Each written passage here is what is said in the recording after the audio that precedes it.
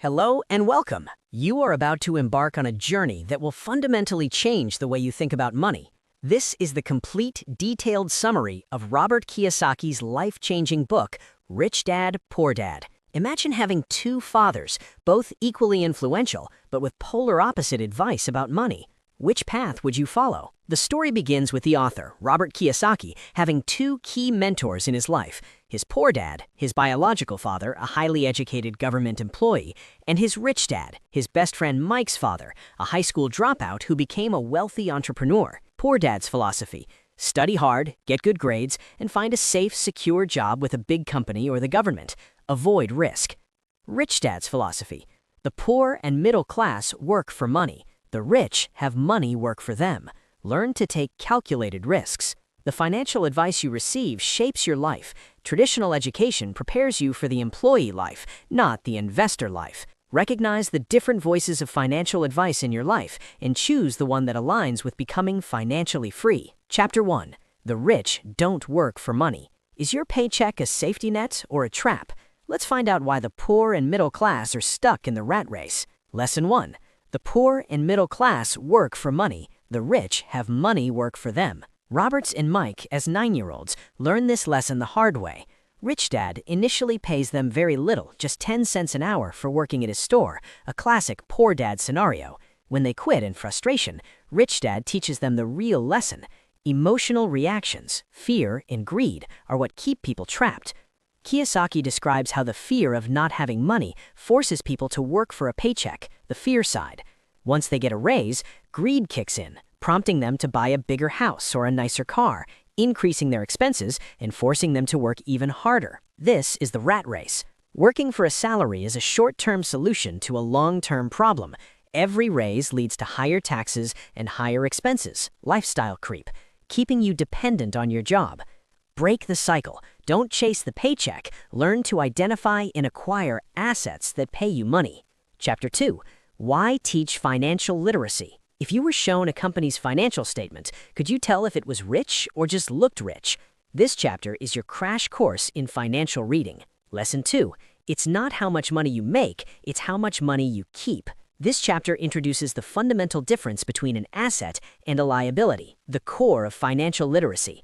Kiyosaki stresses that most people, especially the middle class, are financially illiterate, even if they're highly educated. You must understand the difference between an asset and a liability, and then buy assets.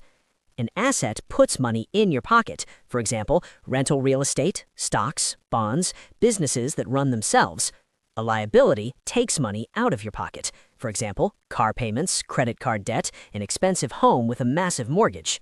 Example: Kiyosaki argues that a person's primary residence is often their greatest liability, not an asset, because it generates expenses, mortgage, taxes, and maintenance, without generating income. Draw your own simple financial statement: income, expense, asset, liability columns. Focus all your efforts on moving money from the income column into the asset column. Chapter 3. Mind your own business. You have a job, but do you have a business? Learn how the wealthiest people in the world are constantly building a side hustle that eventually replaces their main income. Lesson 3. The rich focus on their asset column, while everyone else focuses on their income statement. Kiyosaki encourages you to keep your day job for security, but to start minding your own business by building your asset column. The mistake most people make is becoming so focused on their job that they neglect to build a secure financial future for themselves. They work for the owner of the asset, their boss, not for their own financial freedom. Assets to acquire: stocks, bonds, income-generating real estate, notes, IOUs, royalties from intellectual property, and anything else that has value, produces income, and has a ready market. Do not quit your job, but start acquiring real assets that generate passive income. Never use a luxury purchase as a financial reward until your assets have paid for it. Chapter 4. The history of taxes and the power of corporations. The government is your biggest partner, whether you know it or not. Discover how the rich legally use the tax code to their advantage, a lesson the poor and middle class miss. Lesson 4. The rich use corporations to protect their assets. This chapter is about financial sophistication. Kiyosaki explains that the rules are different for the rich because they understand the legal advantages of a corporation. Example: he contrasts the cash flow patterns. Employee earns, pays taxes, spends. Income, tax, expense. Corporate owner, earns, spends, pays taxes. The corporation can pay for many things, cars, travel, meals, before taxes are calculated, providing enormous legal tax breaks. Financial intelligence includes accounting, investing, understanding markets, and crucially, understanding the law, tax laws, and corporate laws. You need a team of smart advisors, CPAs, lawyers. Explore legal entities like LLCs or corporations to protect your assets and understand how to use legal deductions to reduce your tax burden. Chapter 5. The rich invent money. Forget waiting for your boss to give you a raise. The secret to massive wealth is not finding opportunities, but creating them. Lesson 5. The rich invent money. Kiyosaki argues that the biggest asset we all have is our mind. Financial intelligence isn't just about technical knowledge, it's about being bold, creative, and identifying opportunities others miss. He shares the story of a property deal where the seller was desperate and the broker couldn't close it.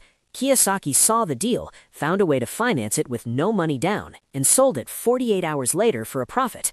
The money wasn't there. He invented it by leveraging his financial intelligence and courage. The words, "I can't afford it," shut down your brain.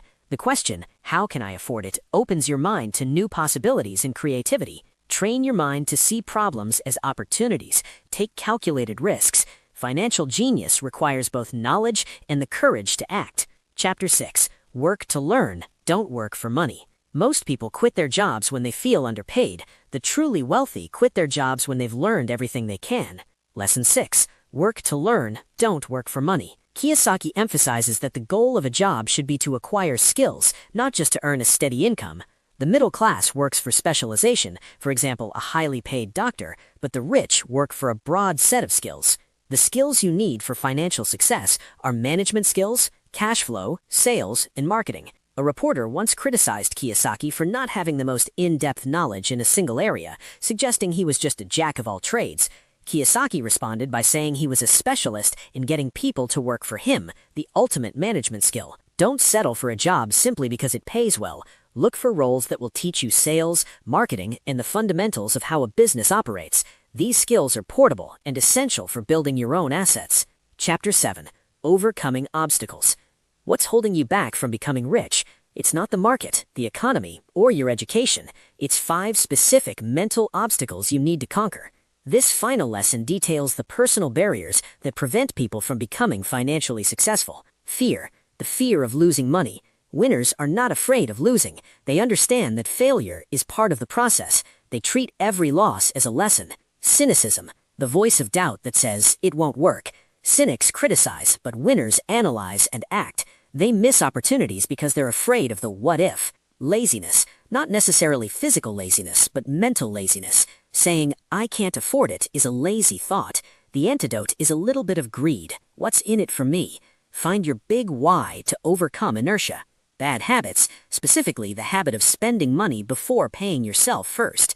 Arrogance, believing you know everything. If you're struggling financially, Kiyosaki says, it's a clear sign that something you believe is wrong. Chapter 8. Getting started. Action steps. Ready to stop talking and start acting? Here are 10 actionable steps to move you from the rat race to the fast track. Kiyosaki provides a checklist of practical action steps to implement the Rich Dad philosophy. Find a reason greater than reality. Have a clear, powerful why that motivates you to act. Make daily choices. The power is in your decisions. Choose what you read, what you study, and who you spend time with. Choose your friends carefully. Don't listen to financially fearful or cynical people. Surround yourself with people who will teach you and push you forward. Master one formula, then learn a new one. Learn one strategy, for example, small rental properties, execute it, and then move to a more complex one. Pay yourself first.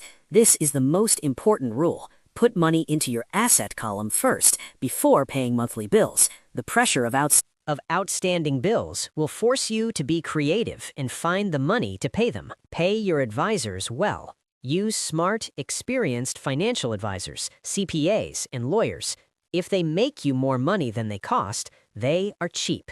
Be an original Indian giver. When you need a financial edge, look at your current debts, liabilities, and work to get something back for free. The book's term for smart negotiation. Assets buy luxuries. Acquire assets that generate enough income to pay for your dream car, vacation, or house.